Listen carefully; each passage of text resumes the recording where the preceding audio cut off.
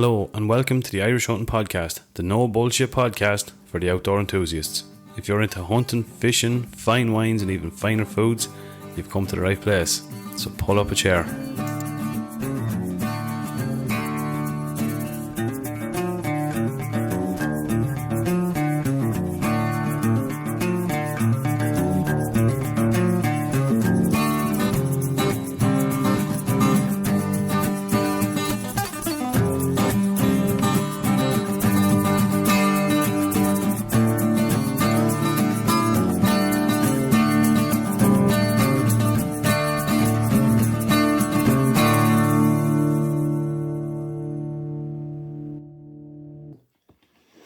Good evening.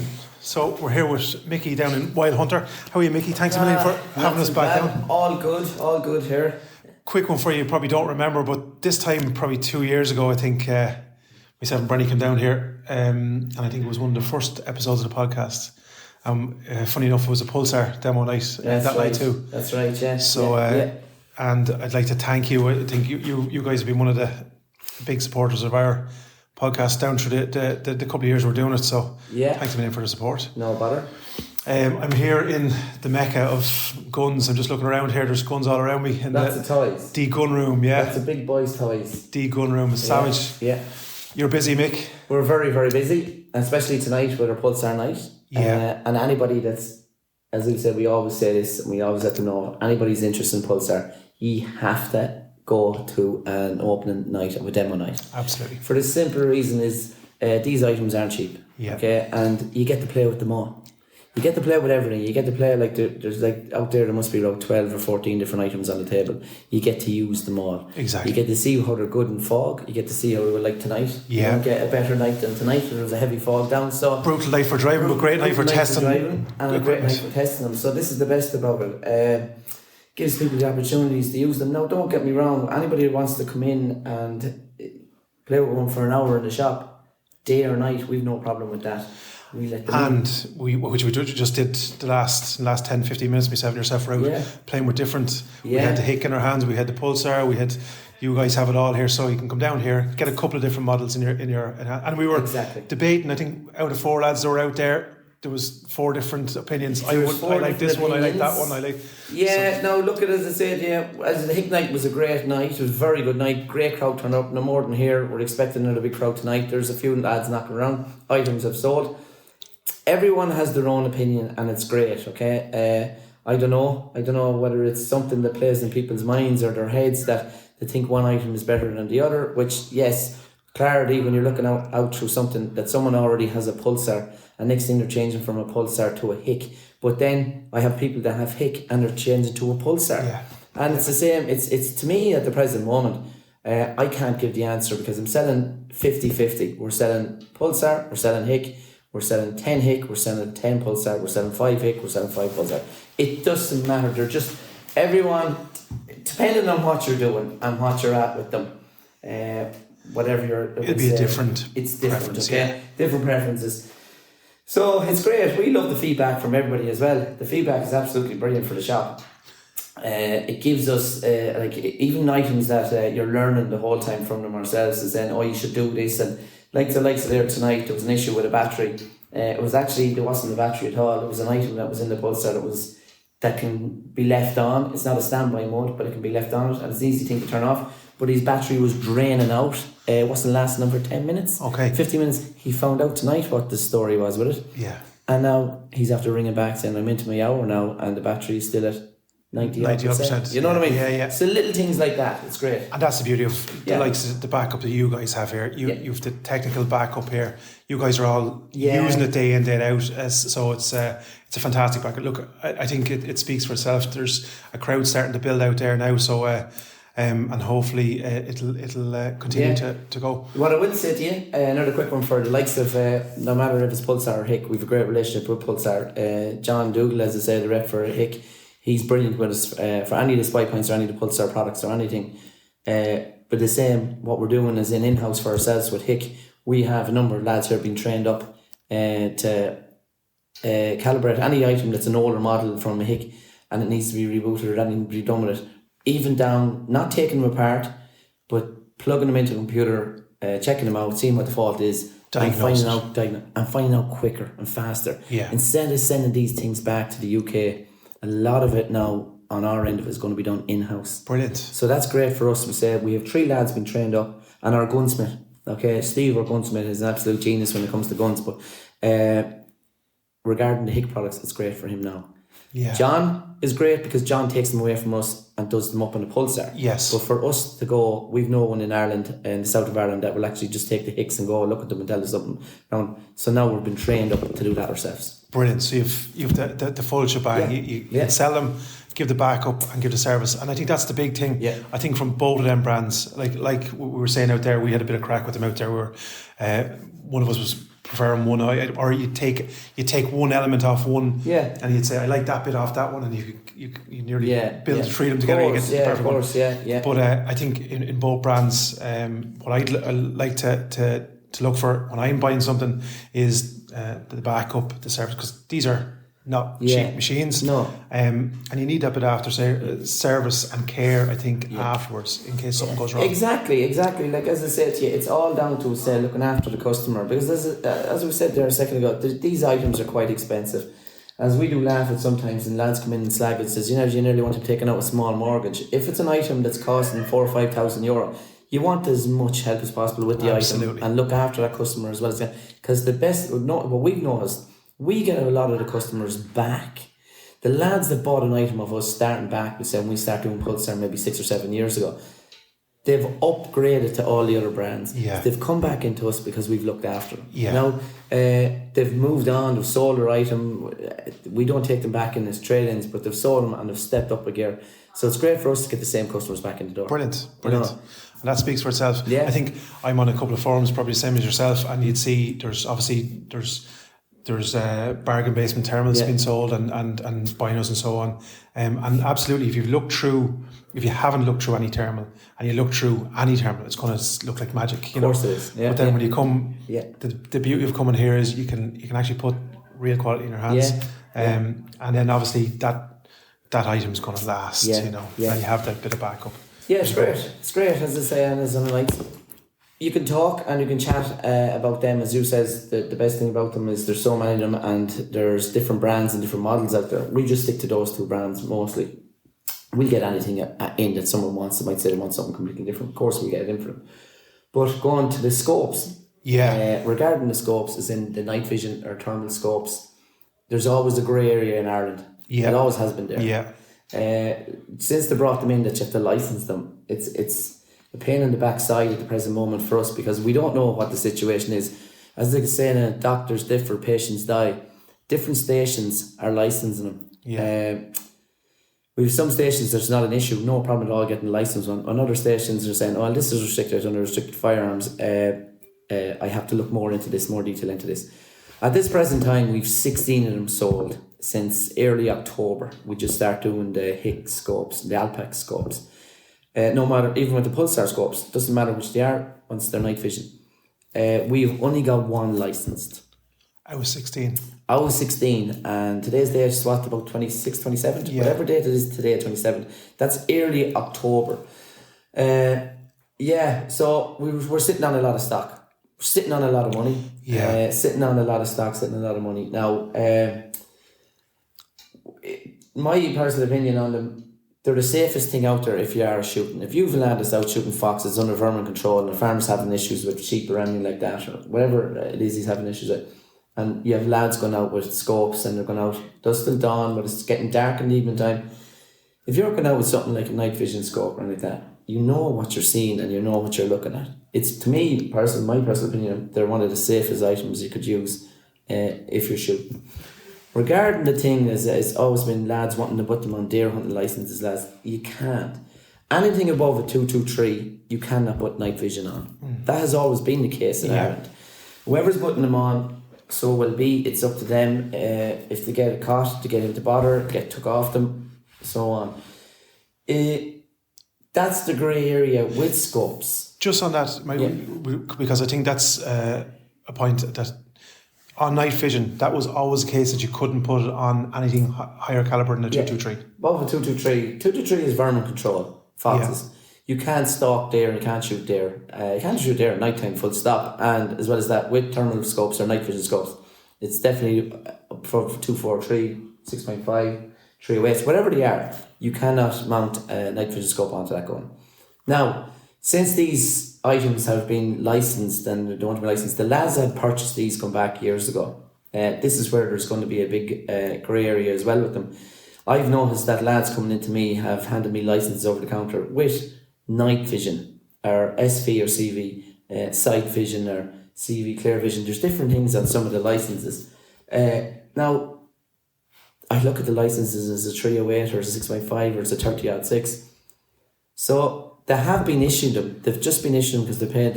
We'll put you on the Pulse system. Yeah. It's fine. You have it. You're grand. And Next time we'll sort it out. Yeah. Okay. There's a lot of them out there like that. Yeah. A huge amount of them. Mm-hmm. My first time was this week. Actually, a fella brought one into me to scrap it. That he told the guards he had one and he was told to get rid of that straight away. Now, because, first of all, it's not on a Pulse system. Yeah. We have to bring these in through the Department of Justice. It's all serial numbered. The same as you're buying a rifle or a shotgun. It has a serial number, goes through departments, goes through all the proper process that has to be done with it. And when we license it out, we give a customer a hand, fill out the FCA1 form. It's the exact same principle, same thing as you're doing with your land, the whole lot. Serial number, exact same thing as your shotgun or your rifle. Your picture ID, what you're using it for, and the whole lot. But as I say to you, and I'll go back to the part is, over in England and over in the UK or Northern Ireland, there's no problem with these selling them because they're not licensed. It's just on or south is where the issue is. The issue is, yeah. Now, we cannot say to anybody, like you say, oh, Jesus, what happens if I don't get a license for it? The way we work with it, we ask for half the deposit off the item. It's €1,000. Yeah. We ask them for €500. We try to be as fair as possible. So we're sitting on stock. We give them 2 months to pay for it in full. It's a firearm, or we put it down as a firearm.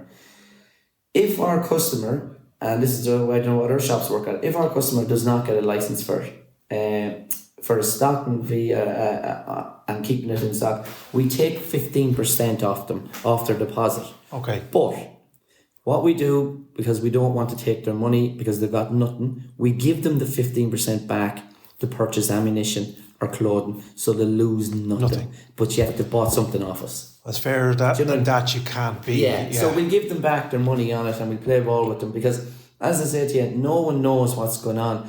Like lots of stations know, there's some stations out there have no issue of giving them out. I'm hearing about them, no problem at all. But I'm hearing also what other stations saying, oh, I'm not giving this out. This is under a restricted firearm and he better have a alarm system in his house and he better have this. So look, as I say, we know more. I'd say it'll be after Christmas, January or so. As I said, there's 16 of them behind the counter here and they're all sold. We just have to wait to see when lads get their licenses for them. The thing I would say is the more of them that are backing up, they're going to have to do something. They'll have to. So that's the thing. I'd probably urge people who are considering or have a grow for them to go through the application. I know it's a bit of a process, right? But I think from a firearms holder perspective, we need to try and force the issue a little bit, because if we all say, we can't get one of them, it all falls by the wayside. That's another thing to come back to it as well as that. Like, and you have to they have to give you a valid reason why it doesn't want you having it. And if that reason, and you're not happy with that reason, there's a lot of other ways and means around that as well as in go a bit further yourself. Yeah. Go to contact Dublin, contact the Firearms Authority. Find out exactly why you've been refused it. Because as I say, a lot of people think, and the same stands with moderators as well as that, as I say, silencers, moderators, suppressors, whatever you want to call them. Going back to that, is some guards will issue them, some guards won't issue them. Some people want them, some are saying now they're saying that, you'll have to license these. Yes, we give a serial number out. They're eventually going to say to you that you're going to have to pay for all this. We're hearing all these stories across the board.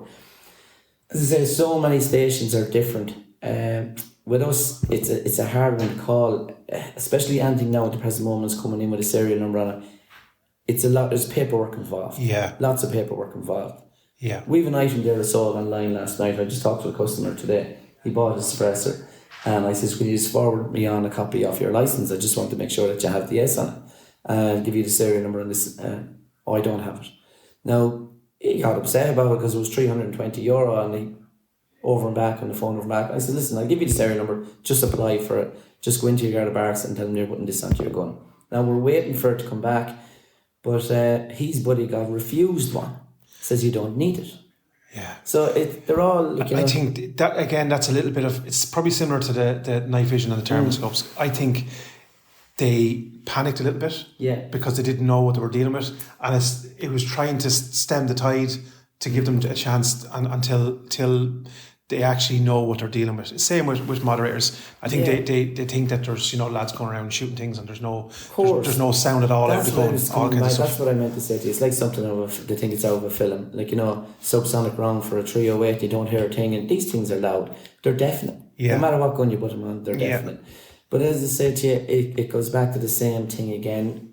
Some stations have no issues whatsoever. They're not all singing off the same hymn sheet. No. Which has never been the case. Is there, I'd say 30 of them are all different and 40 of them are all different. Yeah. Some of them are absolutely brilliant to deal with, excellent. And some of them are just, no matter who you talk to, no, he's not getting it. Yeah, my own, we're lucky enough where we are, they're brilliant because I think the woman that's dealing with the firearms actually knows what she's talking about. Yeah, so she has an inkling into, and I think that's part and parcel of it, the training and the knowledge. And once that kind of starts to trickle down, hopefully you'll see a trickle down. We heard rumours over the years, and we heard things that they were taking on kind of more or less civvies in the barracks that would be doing licences going through Phoenix Park separately, and they're doing them up, taking it away from the guards as well. And now that's, as I say, it's a rumour. I heard it plenty of times through the shop, and lads coming in and saying to me, yeah, there's meant to be a different company taking over this. Now, if that happens, by all means, brilliant. It might run smoother.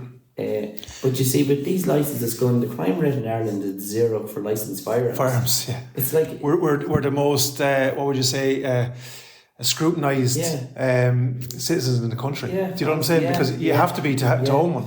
I find it that at the present moment, I'm thinking like the gun trade in Ireland, the way it's gone, it has dropped a lot.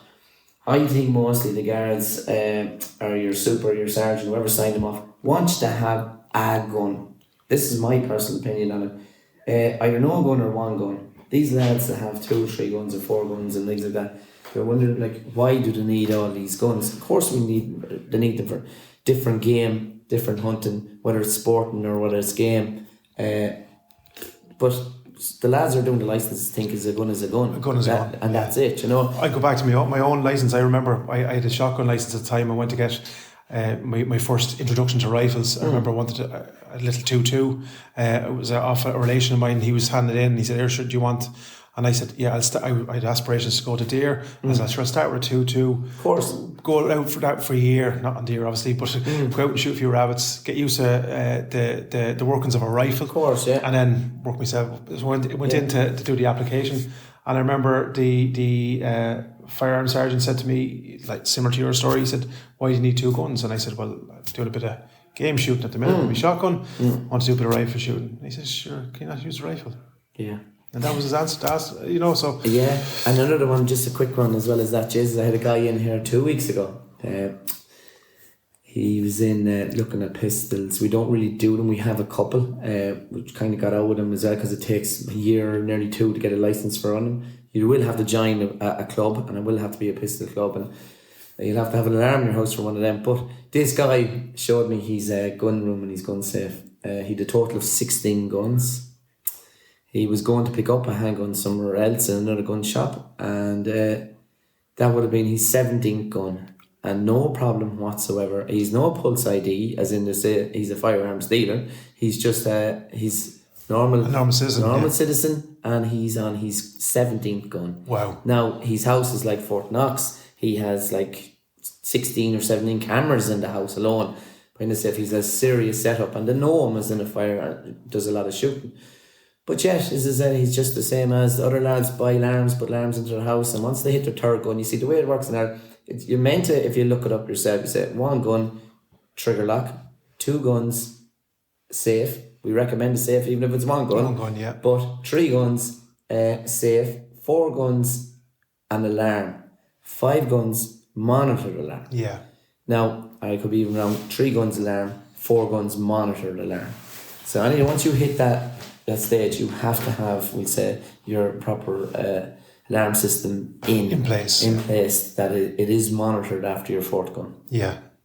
Well, look, I don't think, even myself, I think that's probably a good thing, because you know what I'm saying, with the unlawful side of things, I suppose you're probably more inclined to be a little bit of a target for if you're known to have. Of course, 100%, yeah. 100%, so, but of course, on the other side, that you could argue that the difference between 3 and 4 is not really. If they're going to come in and rob 1 gun, they're going to rob 3. So, that's it. You know, that's it. And you don't hear of anything. Like as I said, yeah, I'm here now a good few years now, 12 years here or so, 11 years, and I don't hear of any. I've heard, all right, but customers come in, the odd house maybe got broken into, and I go like, but like in that length of time, I couldn't, like, it wouldn't be half a dozen, like, you know, and they've always either got their guns back or something, that it was not a Joe Soap lad, that it wasn't done criminality as in a crowd going in specifically to go to get them guns.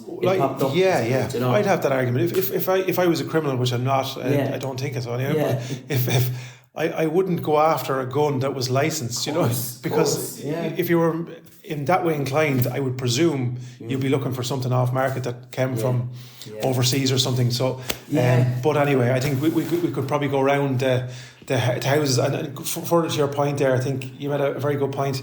For lads out lamping, and this is feed into the night we're having tonight down here, but with the use of thermals and stuff, I do a lot of lamping myself for shooting at night time, vermin control and so on, and it's stepped up my safety, handheld thermal.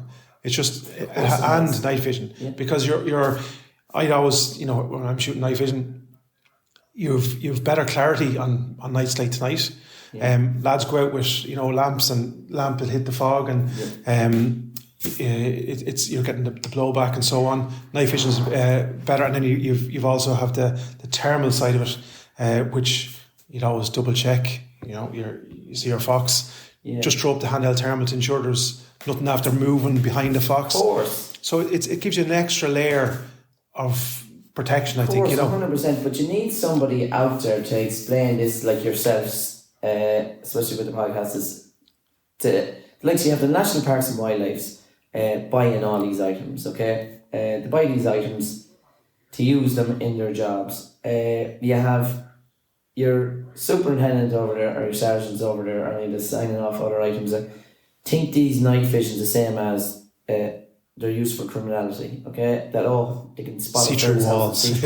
That's very far from the case. Yeah. Okay, it's very, very far. When you have the likes of Ireland on vermin control, and you have the place with a huge amount of foxes in it, and you have farmers there when there's lambs out there and they're being killed, and there's chickens out there being killed and all that, you're just spotting the field to exactly see where they're coming from. You know, they're spotters, as we call them. Yeah. They're not anything like superheroes can look through walls and look through things with them. You can see them, you can see the body, their heat, you can change it to dark, black, white, and whatever. As I say, for anybody thinking that you're looking in, farmers are looking at farm yards and looking through walls, and like, no, it doesn't happen. I've had it, Mickey, and I'm sure loads of other hunters have had it. I'd be on a fox, and I'd always, now it's like a force of habit. Before I'd be on the fox, and they're going to be up in the sticks, and I just pick up the thermal just to double check that last before you go back then, because your night vision is focused on your or if you're lamping, same thing, it's focused on your target, and the area behind that, obviously you have a backstop. But I've had it once or twice now where an old sheep or a lamb would come up out of a drain, or come up out of a bit of a bank, of course, and go between the fox and the backstop. And I've had that at least twice, and I'm sure more seasoned hunters than me have had that pretty regular. So it just gives, as I said, that bit of security. And the beauty, again, going back down to here, budget wise, what are you looking entry level thermal down here? Entry level, depending, there's special deals with Black Friday and things like that. If you're starting off, you want to start something off, maybe look how far can you see. The little Pixffra that's out there, you could be looking at anything from €500 or €600. If you're going stepping up the Pulsars, Entry level Pulsar, you want to be spending about €1,250. You're on about your XM30Fs and little compacts that are after starting now. Then you're getting into your XQs models and you're getting into your Tellus. And regarding the big steps up is the mergers. But the bigger, the bigger the money, the more expensive, the better the pixels of it, the better the picture, the clarity, the movement of it. That all steps up. When that steps up, the money steps up. Yeah. You know, yeah. And it's the same. But on an entry level, most of the lads started off here and started off spending between €1,000 and €1,200. Yeah. And how far can you see with that? Probably 700 or 800 yards with that. Yeah. And there's some of them out there, and I find it hard to explain it to lads that you'll actually see nearly up to 3 kilometres away. Yeah, it's mental. That's how far they've gone since years and years and years ago. If lads remember the Wolves and a few of the older items and big screens to be on your scopes, and you'd have an attachment on your scope, and you'd be this weight down. All these items now have changed so much and come on so much. Leaps and bounds. And there's lots of companies doing them. There's so many companies doing them. But my recommendation for lads that is buying them is stick to a branded name. We've got them all in here as trade-ins and asked us, can you do something for us with this one? We can't do anything unless it's purchased in this shop here. We can't give you, we can't get it repaired free. Well, when I say I can't, you can, but there's bigger dollars. If I have to go back to the UK, sometimes you might be caught with a duty on it if you haven't purchased it in the shop with the receipt. Yeah. That's the big thing. It's 3 years warranty on all items when it comes to night vision and a year's warranty on the batteries. Now the batteries are a dime a dozen. You can buy batteries fairly handy from anything from €20 up as far as €50 to €100. But is keep your receipts, take a picture of it on your phone, keep it. We can look back on the till up to 6 months to a year and say, okay, yeah, good man, you found it, we print it off, we'll get it sent away from you. Brilliant relationship with both Hik and Thomas Jacks. And that's what I always recommend to lads, because remember, these things, mechanics, technology, things can go wrong. And some of the lads be running through fields or jumping through drains have often left them drop. The market mightn't be on it, but we know when we send it away what goes on inside. Yeah. And as I said to you, we do look after customers the best we can. Well, that's the thing. Again, going back, for people listening, we've reviewed a couple of different models. Me myself, and I'm not a rep for any particular brand. Course, yeah. I'm just a hunter, but I have the Pulsar, as everyone would know. And the thing when I was buying it, the thing I always would look for, in similar to what you were saying there, is when is like, obviously we're out in. You're crossing drains, getting over ditches, and you know what I mean. So we're in a rough trade, so the chances are at some stage in the couple of years of ownership, it's going to get a knock or a bang. Of course, yeah.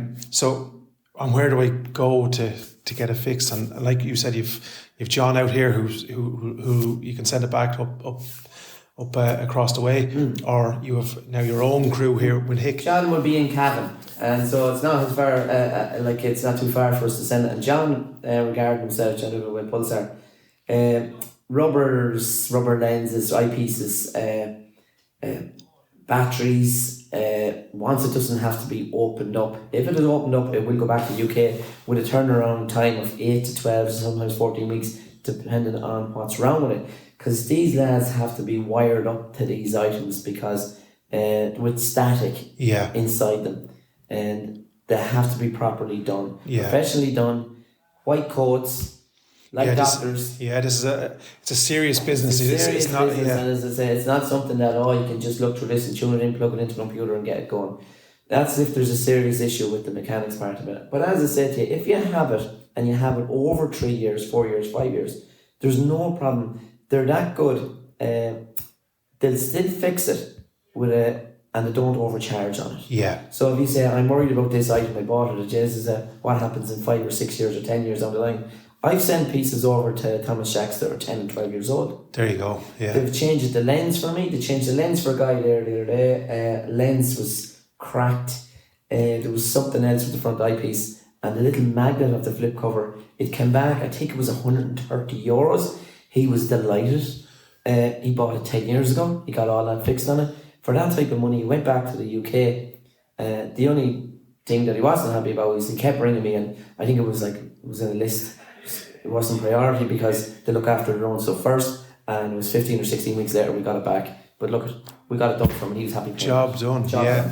And that's we get asked questions all the time. Which one would you pick, and so on. First of all, I'd say go down and look at yourself, because you'd have the conversation me and you had out there. Yeah. And secondly is the big things. Battery, external battery. Battery's going to go. Something that can be thrown out and a new one pop back in. That's it. That's the thing about. That's the thing about. I think over the years, as I said, we've done them all. I won't knock any of them. They're all, as you said, magic when you look out through them. But what I will say, if someone's purchasing anything, try to buy something that the battery, you can take the battery out and not charge it from the unit. Charge it from the batteries. Anything that you're charging the unit, instead of just coming into a shop and buying a battery that's gone dead, then having it that you have to send the whole unit back. Because there is items out there, and now they've come on leaps and bounds as well, that they're now all changing to batteries.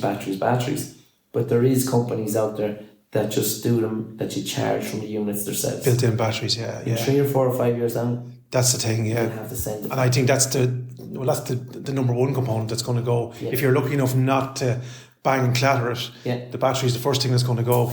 Lithium, and people have to understand what lithium batteries are about. Lithium batteries, if you don't use say from one end of the season to the next end of the season, you leave it away, and 3 months, 4 months later you don't have to use it like your phone, it'll go completely dead.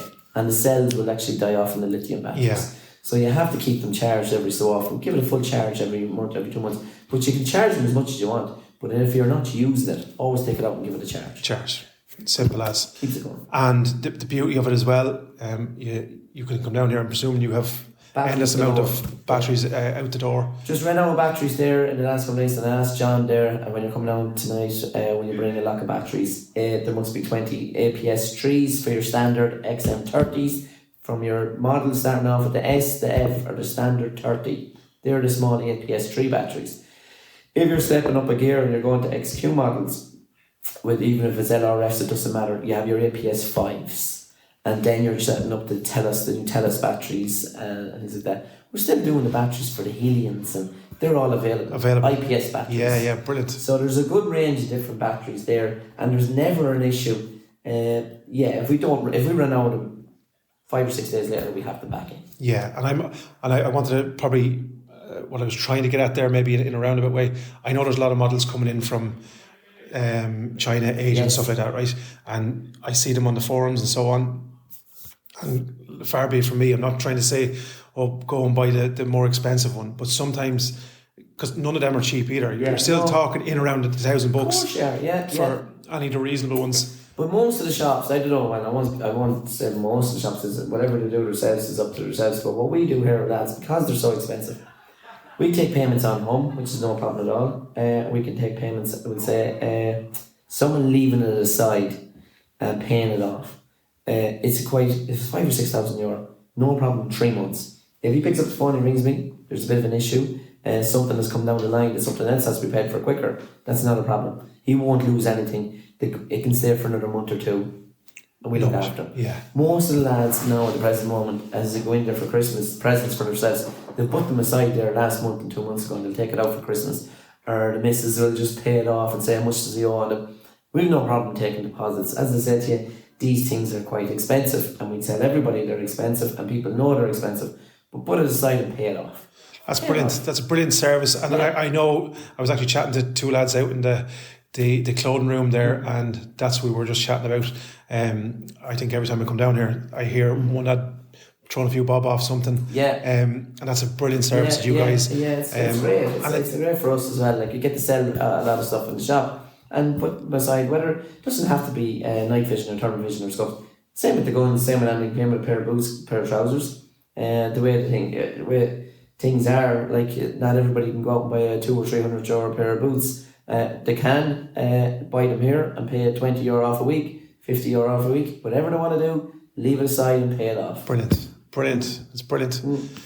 Just going back to guns. Yes. Average turnaround on guns varies.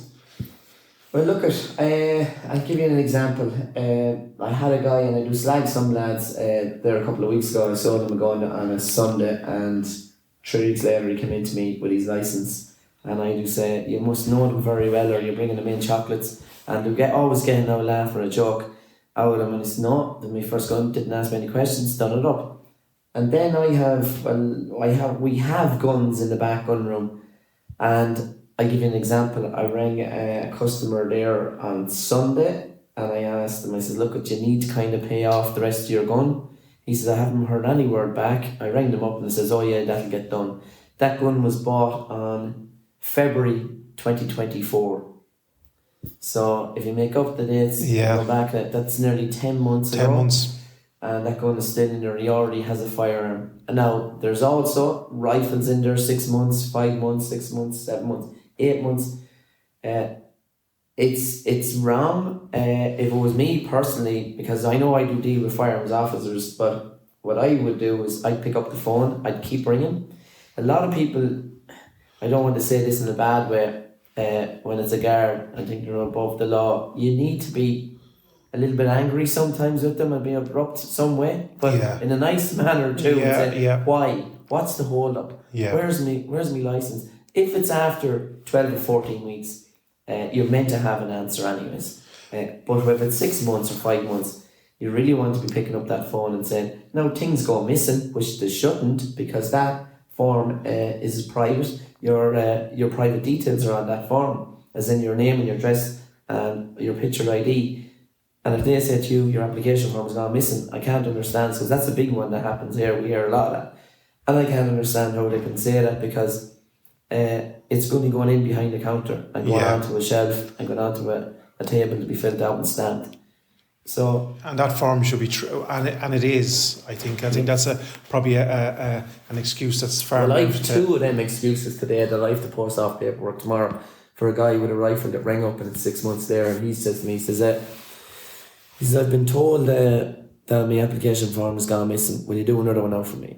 And we just say, yeah, no problem at all. We'll post it on to you. Still, we have to go it up again. We have to post it out and all that. And the same with another air rifle there. It's there over 5 months now, and I just gave him the heads up on it. And he says, I rang them there and just can't seem to find the application form. He says, we'll get another one sent out to you. But I'd be like yourself. I wouldn't let it go to 3 months. If it was 7, 8 weeks and I haven't heard something back, I'd be picking up the phone saying, just is that in traction? Is it keep? And then they know you're serious. Of course, because 100%. They're hoping. There is. Forget about it. Yeah, you'll just go away. Well, I have to bring you into the back gun room. We've a gun room there. We store our guns in. We've this main gun room here. Now the back gun room. If I was to open up that door, there's probably on licenses, waiting on licenses, the guts of maybe 100 guns there. Waiting. It's a lot of money. Now, probably 40% of those guns, we'll say 35% of them guns are new guns. Yeah. So there's a lot of money tied up in that gun room. And then when you have, as I say, Brian Collinson's the owner of this place, and there's probably, I think there's something like in this shop alone, there's 10 or 12 staff in here alone.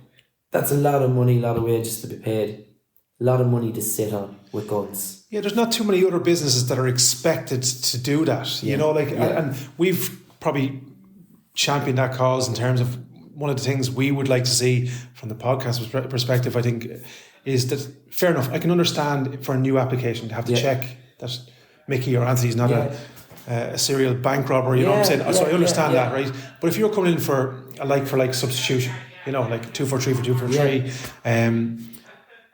that should be in the hands of Mickey. It should be a same-day process. Because 100%. You're all you're doing is you're changing one serial, and you should be able to have a system, in our belief anyway, and I don't think that should be beyond the bounds of possibility, that you go in, you hand in your old firearm, and that within, even give it 24, 48 hours, come back in, and they check it on their system, right, 2 for 3 for 2 for 3, grand. I can understand if you're going from a 2.2 to a 30-06 or something like. True, 100%. Now, what I get back from a lot of the guards that I be dealing with and talking with, and I'm blunt as it is, a lot of lads will know that with them when it comes to the guards and ask them about licences. when I talk to a few of them and say, listen, I had this lad ringing me, what's the situation? They can tell me to pee off, or they can just say, look, oh yeah, I'll get round to do that for you, I'll get to do that. But a lot of them are saying, coming back from their sergeants and supers, they come back and say, look, substitutes can take up to 15 or 20 minutes. Firearms license can take 45 minutes to do. The unlicensed firearms that lads that they send out for the renewals, we call them, that their guns need to be renewed. That one person can take up to 3 months to follow him to get that renewed. So they have a list of them that they have to go through before they'll go license out a firearm. They won't go near any firearms at all now. And I've heard it from a few different stations, so I do believe it. From the women or the men in the firearms, whoever's doing the firearms, they've told me, he says, look, we have to go through all these, and you have John Joe out the road there that has a single barrel gun, and he's got the renewals 3 times out, and he still hasn't got it stuck in the back of the hot press. The phone is picked up to him. Giving you an example of one particular guy, he was rang 3 times. Oh Jesus, I don't be in town too often. I'll do it. So he says he rang him. 2 weeks, 3 weeks, 4 weeks, 5 weeks. He says he lost it, sent out a new one. More paperwork on his end. So he lost it again. 3rd time now. He says, you want to sort this out? And I'm taking that gun. Send it out to me again. So 3rd time, lucky, he says, no. So he had to go out to the house, basically take the gun off him, single barrel shotgun. Now, the single barrel shotgun was opening up a door, his shed door. Was holding it up. Yeah. I was going to say a pry bar for it. Right, so it was holding up. Now, I understand the frustration when it comes to the firearms officers to sort these items out as well as that. So it says, if lads, because renewals, hold them up more than anything else. Well, there you go. And that's I suppose that's the bit that we as hunters and gun people gun owners can help. You know, just get your fucking. Well, it comes around every 3 years, and 3 years flies around really fast. But if you have 3 or 4 or 5 firearms and you have them in different dates, that comes around so fast, and you can forget about it. You can forget about it again and throw it into the press and things like that. But you do get plenty of notice. You do get up to your 30 days to pay it. And even if it's gone by the 30 days, I've seen lads after 2 months and say, oh, I found it. Go in and pay for it. Because even after 2 months, if you pay for it, it's on the Pulse system. Then it pops up that you've paid for it. That's when you get your license at out. Yeah. So you're not restricted to that 29 to 30 days straight away. Yeah. You're still on that system. So if you did forget about it in a week or 2 or 3 weeks or 4 weeks or by, go in and pay for the €80. You know, we'll just talk briefly there about Brian and the money that's held up and so on and so forth. And obviously there's a spin off of that. And we're talking about, I just listening on the way down, and we're in election season and so on, and revenues needed to keep the country going and all. You're talking there, I just count 100 guns, you know what I mean? At a very modest guess, there's 150 grand's worth of guns, right?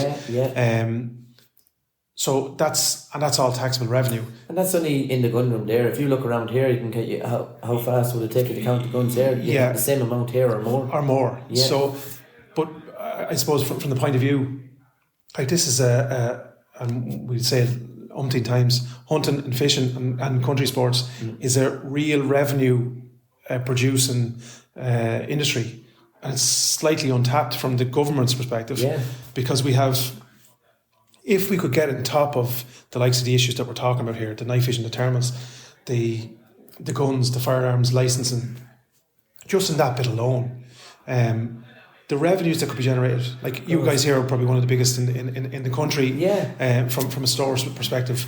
But there's stores dotted in every 4 corners of Ireland. Of course there is. And like from that perspective, there's millions of euro. Well, if you can look at the revenue in Westmeath alone, right? Like we have like the likes of Lakelands, we have the 2 Moville brothers, we have James McBride, and we have ourselves. That's only in Westmeath. Westmeath now, and they're all big outfits, they're big shops. Like we might have Footfall and we might have Great, but Niall over there then he has high-end guns as well, and James up there is very high-end stuff. There's a lot of money involved in this Absolutely, game. Yeah. So as you says, revenue is a big thing with it. Huge. You mentioned Niall there, and you go over there and you look at a gun hanging up there for 20, 25 grand. Yeah. And there's men willing and able to pay for that. Yeah. And obviously that has there's a VAT element and a he wouldn't keep them in store unless he was selling them. And the thing about, you need to be moving guns like that. And as I say, when you have the likes of high-end guns, Blazers and Merkels and other bits and pieces and Salcos and they're sitting on your shelves, there's a huge amount of revenue sitting on your shelf. Absolutely. And the idea is to get it into the till, get it sold, paying everything on it. Yeah. You're paying your tax, you're paying your VAT, you're paying everything. So the more you sell, the better it is for us. Well, yeah, the better it is for you, and the better it is obviously for the Irish government, and it's better for the 8 people or 10 people that are employed in the store here and over across the road and in the other gun shops. Yeah. Black Friday, you've some big deals coming. Yeah, like they're all up on our website, but there's some great deals. Black Friday, we'll start off with Hik. We start off with Pulsar tonight. Anybody that turns up tonight is getting 7% off any Pulsar item. Now 7% mightn't sound like an awful lot, but if you're buying an item there and it's coming to 2,000 and odd euro, like it's up to nearly €200 off it. The Hik are given 15% because they're really only getting up and running in the south of Ireland. So they're hitting it with a bigger margin of 15% off Hik. And the same as there's a Hik item there as a Falcon. I'll give you an example of that. It's 2,320. With the percentage off it, 15%, it comes down to €2,023. You're saving €340. Yeah. It's a lot of savings. It's a lot of bread. That's going to go on. The Hik one will go on till the 2nd of December. There's a company there in Northern Clothing, very high brand. It's 25%. Their clothing is up to 10,000 membrane, which one big selling point on it. And I always say I've getting lots of clothes back here and there. There's no company I've seen so far will give 5 years warranty on a zip. They give 5 years warranty. We get a year's warranty on a zip. But their clothing, 5 years across the board. That has 25% off it. Gateway Wellies, another percentage, whether it's 20% I think off them. But fish and tackle, buy one bait, get 2 baits free. And the baits are $17.99. For the 3 baits, be working out at €50 you're getting them for $17.99. And the Savage Gear, there's some great deals. There's absolutely, it's the best I've seen so far. We have a great marketing strategy going here. We've good lads upstairs that are involved in that, and they do it all up online and do it well. Camping gear, it's not the right time for camping gear, but you're looking to move a bit of stuff. Tent, now it's that you would have paid €250 for, that same tent might be €120-130 today. Can't beat that. So plan ahead. You're going to need it next year. There is excellent, and this Black Friday will go on all week. Pardon me, we'll run into the Pulsar, we'll do the weekend with the Pulsar up to 5% all week with the Pulsar, run it into next week. It is 7% on the night, but 5% then during the week. It's amazing, lad wanting to travel, he will save a lot of money. But as I said, these items are on our website if they want to purchase it, if they want to travel in fog and bad weather. They will get it at that price online as well. Brilliant. Okay. Brilliant stuff. So it's there for everyone. And if you have any questions, the lads out there, pick up the phone. Yeah. Pick up the phone and ask any questions. And as I said to you, if something doesn't fit, returns, what's your returns policy? Tell you straight up. Send it back, we send you out the proper size, and that's it. If the receipt is with it, great, make sure the tags are on them, we send them out and we look after them. Northern Hunting stuff, just you mentioned zips, similar to the batteries. I think that if there's something that's going to go on a jacket or a trousers, it's a zip, so you can't get much more backup than that. 5 years, I think that speaks for itself. It's high end. It's to me, I know we do Dare Hunter, we do Percussion, we do Verdi Hard, we do one or two other brands. We're getting into a few higher names as well. We won't get them out just yet because we're just starting into new contracts for next year. But to me, so far, that Northern Hunting, I have to say, it's, as long as I'm here. I was chatting to the lads out there. I think I'm going to be looking at a few bits myself. I want to try and test them out and have a peek at it. So over the next couple of months. We are maybe looking for an ambassador in Ireland to try out their clothes. I should put your name forward for that, because I did put one name forward and I want to. Well, there. Look, if they can fit around this big backside of mine, we'll talk about that. The sizes have no problem. All the sizes can go up as 5 and 6 XLs. That's the best about them. But there's, as I say, not saying you're that size. No, I was just waiting. I was waiting for a little bit of an on there. They do go up big sizes, so look, there's no issue there. Yeah, and there's low. Like I'd say to anyone, we've marched this drum. If there's lads kind of apprehensive about coming into a store, asking the questions, there's tea and biscuits out there tonight. Oh yeah. Like just come in. tea and biscuits, whatever it is, and he's now looking, as I say, some lads might finish work late, they want to come down, just pick up the phone, give us a ring, someone will meet you. Lads probably want to get out early tonight, they've a long day ahead of them. When I say early, 9:30, 10 o'clock. But I'll be knocking around from the town, local in the town. I can down and meet anybody that's stuck they want to go. And they want to go and buy a night vision. And this is looking, will we travel or not? I've no problem meeting anybody here. And even if it's not tonight, any other night during the week as well as that. Yeah, the door's open. Doors open. They might make it till 7 or 8 o'clock some of the evenings. So there's no issue that way. Yeah, and I think I'll on this note, we'll end that. I've done exactly the same thing myself. I've come down here to you a couple of evenings and you've looked after me.